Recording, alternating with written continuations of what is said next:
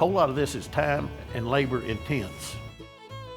I want to keep growing, keep getting better until the day I die, I guess, or I go blind or whatever. If they'd have been with me this last summer when I did that calf hide out there in that 97-degree weather with 98% humidity, they'd learn how come it's expensive. It's such an exciting journey. I watch these people in here that to me are renowned wonders. All my heroes are here, braiding heroes. When I decided to go, I got a little starstruck. If you stop and you think about the time that it has taken somebody to learn how to do this. I've been a TCA member for 20 years. When I first started, yeah, I was always thinking about it every spare minute. You know, I needed to be in there learning and doing all that. And I don't think that's changed. It's really a joy to seeing somebody start to tie these buttons and go ahead and go forward with it on their journey. And this deal's addictive.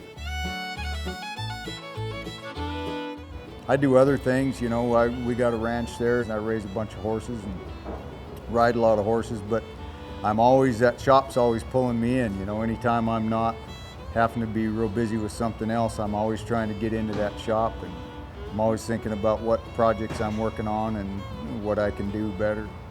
I'm proud to say that I was one of the first generation Europeans that got into the quarter horses and the Western style of riding. And back then, I really loved the look and the feel of rawhide gear, but it wasn't available in Europe. And if it was, I couldn't afford it. And I come from Denmark. I have taught myself to braid and is here to learn, because I've never ever been amongst other rawhide braiders before now. I had the desire to make my own stuff. I had the need to make my own stuff. And I said, one day I'm gonna try it. And 4 years ago, my neighbor he said to me, I'm going to send a cow to the slaughterhouse. You can go and pick up the hide. And then it just took off from there. I had to learn to flesh it and dehair it and cut it. And rawhiding is a lot like training horses in a way that you never know it all. There's always room for improvement, and there's always room to learn something more, which is one of the reasons why I won't skip any of these events.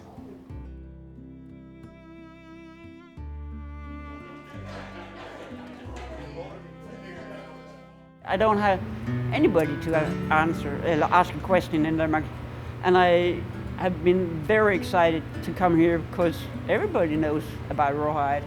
And it's the first time I talk to people that braid in rawhide, and the first time I ever see rawhide I haven't made myself. So that's fantastic to me. If you work at it, anybody can do it. I'm always thinking, how can I do something more efficiently and still do it neatly? So it's just a matter of using what God gave you to think with. Just always keep thinking and take can't out of your vocabulary. If anybody else can do it, you can do it. Knowing the caliber of people we have here, he's confident that once you get the technique, you can start building up on that technique. I mean, it's just a matter of time. Once you get the practical application of technique, you keep building on it. I only use this when I'm looking for something that I don't know how to tie. The other day, somebody on the internet had a picture, it was a knot on a rein. And they says, how do you tie this knot? What is this knot? They didn't even know what the knot was. Every one of them are different, and it turned out that was the knot on the reins.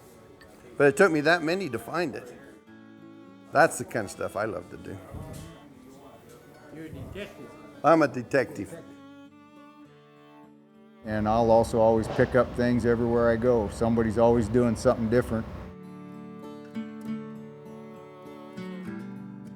And I'm hopelessly falling in love with rawhide and I'll never go back to leather again.